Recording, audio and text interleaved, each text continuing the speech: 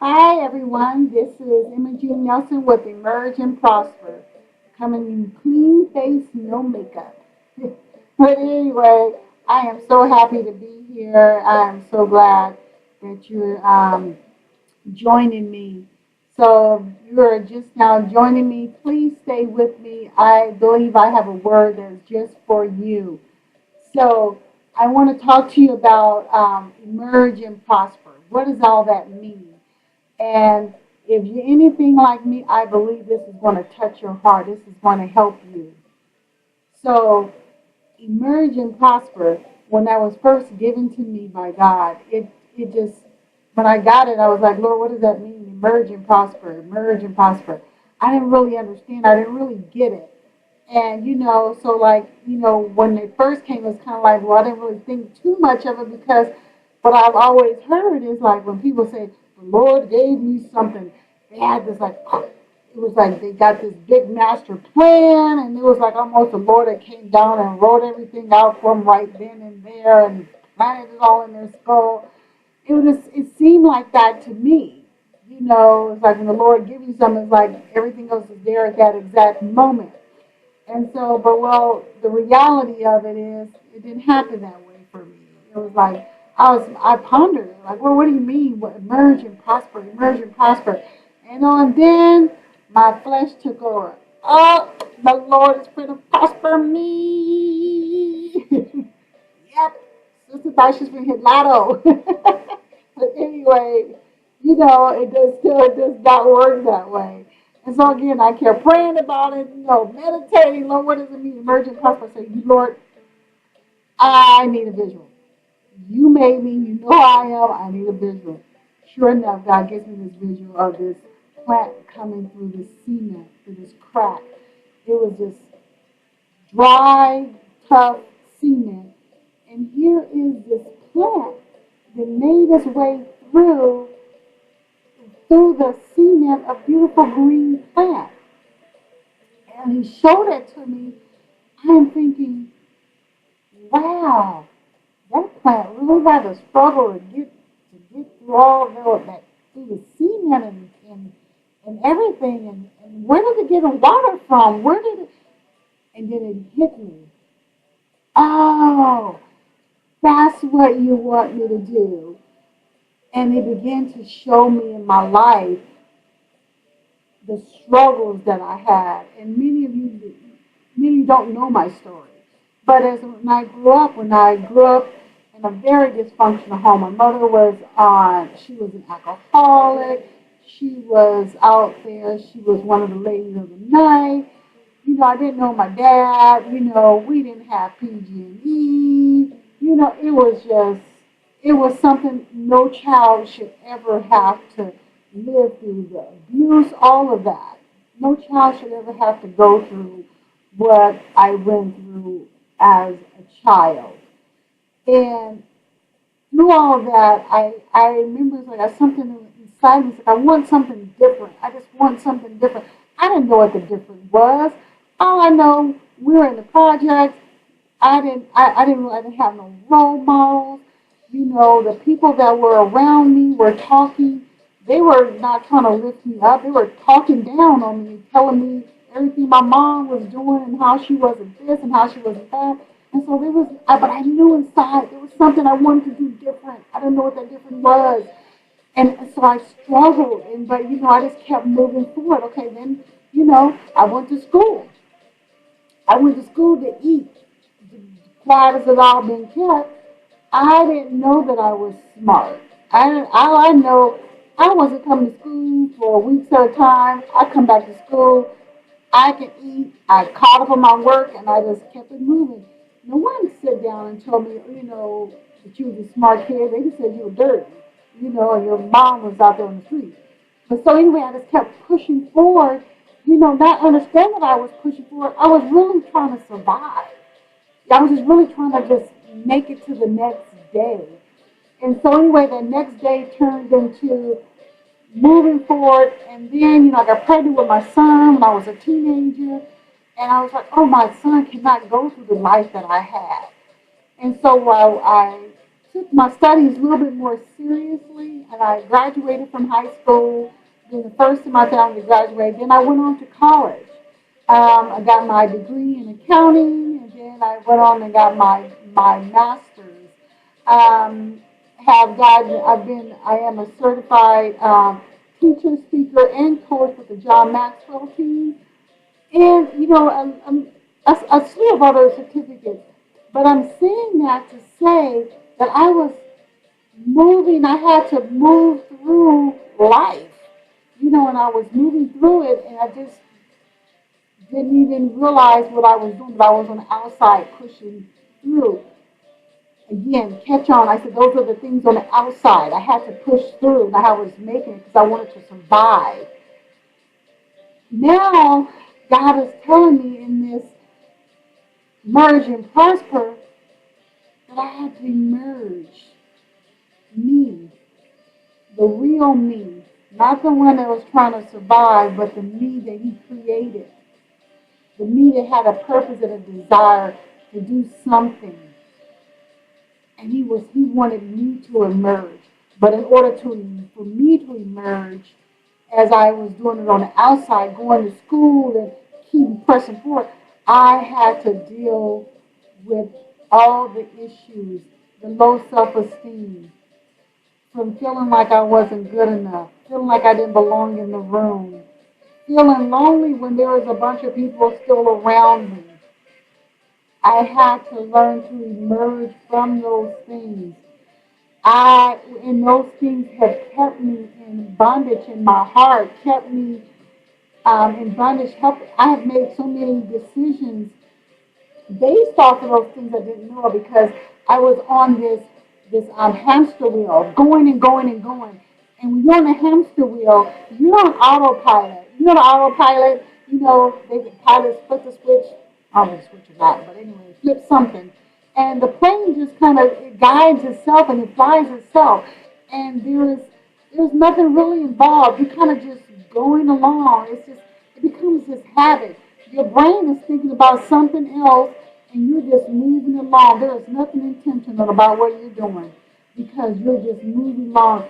You're in survival mode in the inside too. And sometimes we can correct us on the outside, but the inside is still really messed up.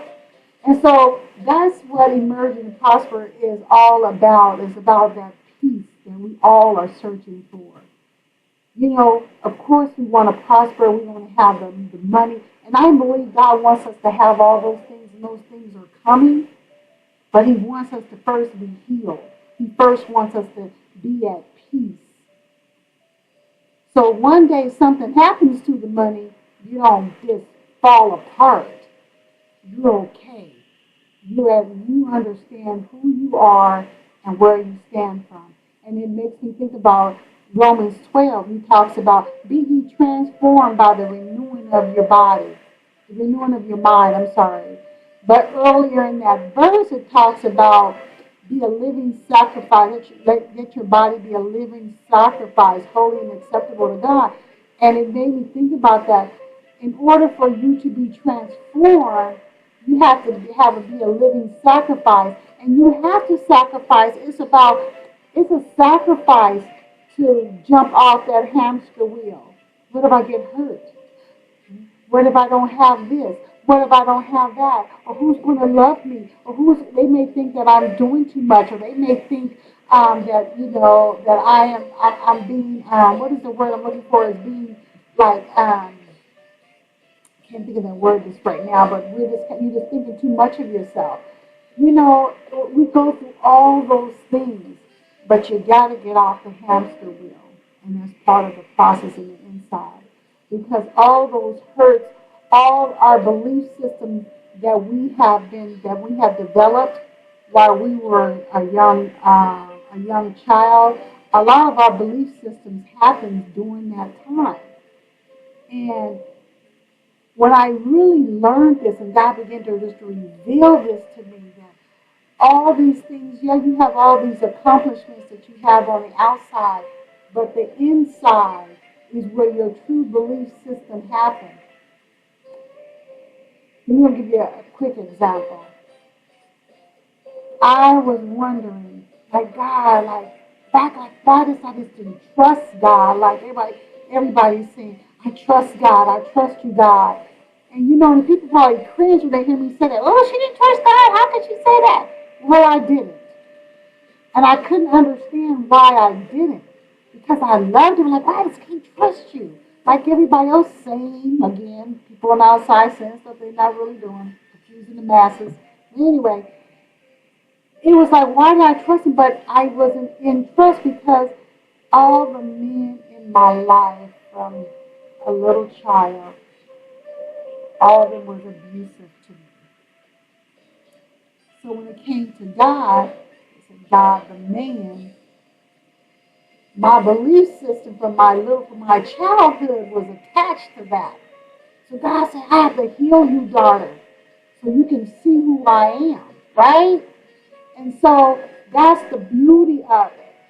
The beauty of him healing us, correcting those belief systems that we have that are not true. They're not true. They're not even real, because my belief system was saying I'm less than, I don't have any power. So when I heard the sisters at the church saying power, power, power, I was saying it, but I didn't believe it because I wasn't healed on the inside yet. I was speaking on this outer surface and what people can see, but I wasn't healed on the inside.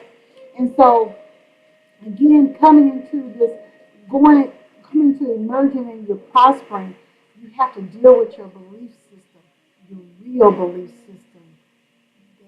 system, your habits. What type of habits do you do on a daily basis?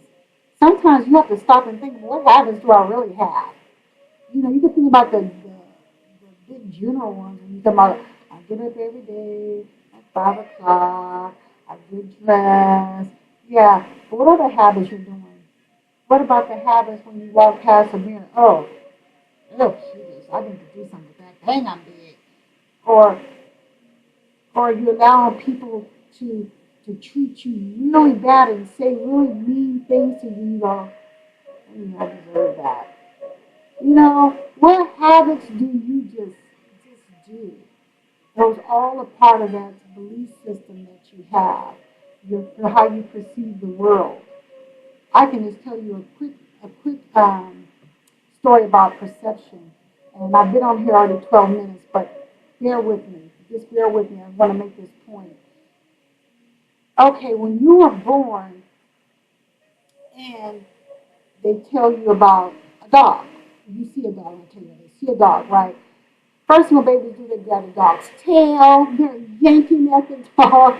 Their perception is it's a dog. It's furry, it's nice, it's fluffy, and I can pull it and it moves. That's what a baby sees. But as their perception they begin to get older and they get a hold of this dog said the dog turned around and just bite him. That happened to me when I was young too. No one's scared of dogs. I got bit in the face by this little chihuahua. Anyway.